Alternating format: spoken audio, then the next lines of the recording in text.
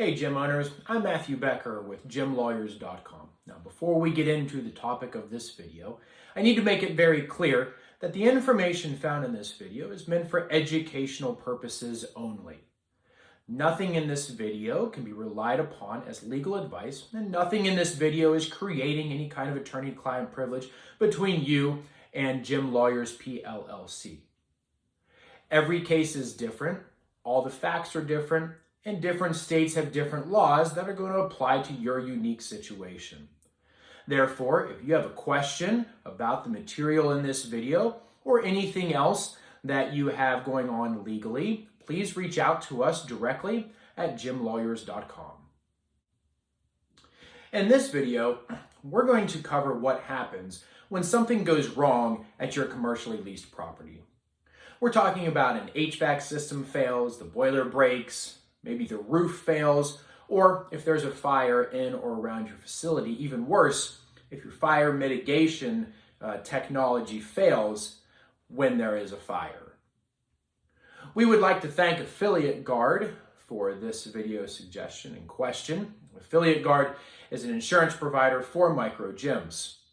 Affiliate Guard understands the unique needs and issues that micro gyms encounter and how those are different than other commercial businesses. Therefore, they provide insurance policies designed specifically to meet the needs of micro gyms. Gym owners reach out to Affiliate Guard all the time when something big goes wrong in their commercial property, like the failures that we just talked about. Oftentimes, it's because the gym owners didn't know or didn't take time to address these issues up front before signing their corporate or commercial lease. So here's the basic scenario. A gym owner goes out and finds a location in which they want to run their gym. This could be a CrossFit gym, a Brazilian Jiu-Jitsu gym, a yoga studio, Pilates studio, it doesn't matter. And because the gym owner is not typically a sophisticated business person who knows to be incredibly skeptical of anything going on involving corporate contracts, they don't understand what to look for or what to predict that might go wrong when they're signing their lease. What they also don't understand is that these leases are typically written in a way that is going to financially benefit the landlord more than it's going to protect you, the gym owner. After signing the lease, the gym owner opens the gym and starts to build a membership and may even start to make money or see a profit. And then all of a sudden it happens. Let's say the boiler breaks. And suddenly there's no heat in the fitness facility and it's 11 degrees outside. Well, this is a problem. It's going to be cold in the gym, and members are going to start to complain. So any good gym owner is going to reach out to the landlord. And the gym owner is going to say to the landlord, hey, the boiler is broken. You need to send somebody in to fix it. My members are cold. And the landlord comes back and says, no, check your lease. You're responsible for repairing the boiler. Sure, I can send in my contractor and he'll take care of it for you, but it's probably going to cost you several $1,000s. Oh, and by the way, your next month's lease is due pretty soon, so don't forget that. Under these circumstances, what is the gym owner supposed to do? From a legal standpoint, it's too late. Once you as the gym owner has signed the lease, it becomes a binding legal contract. That means you're responsible not only for knowing all of the terms in there and understanding it, but then following it.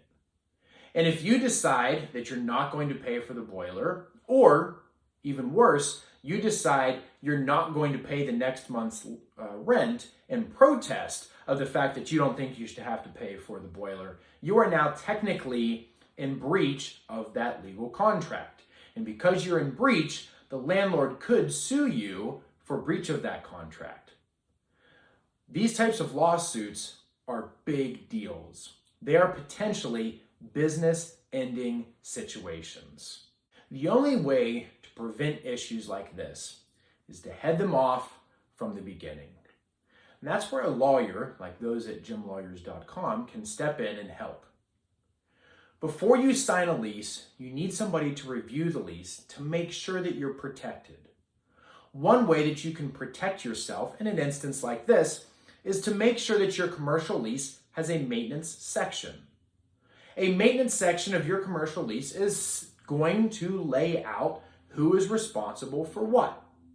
And it's not enough just for the maintenance section to say something generally like the leaseor or the landlord is responsible for maintaining the premises. From a legal standpoint, that statement is very vague and really unenforceable. The maintenance section of your lease needs to be as specific as possible.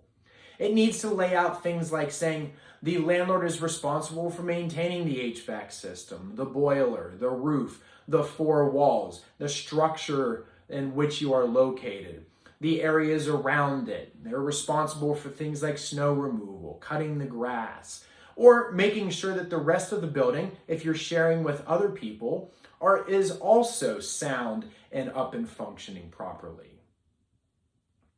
The law itself is primarily reactive. That means it doesn't really kick in until there's a problem. But steps like this are things that you can take in order to be proactive. So that way, you can try to prevent these problems from ever arising to begin with.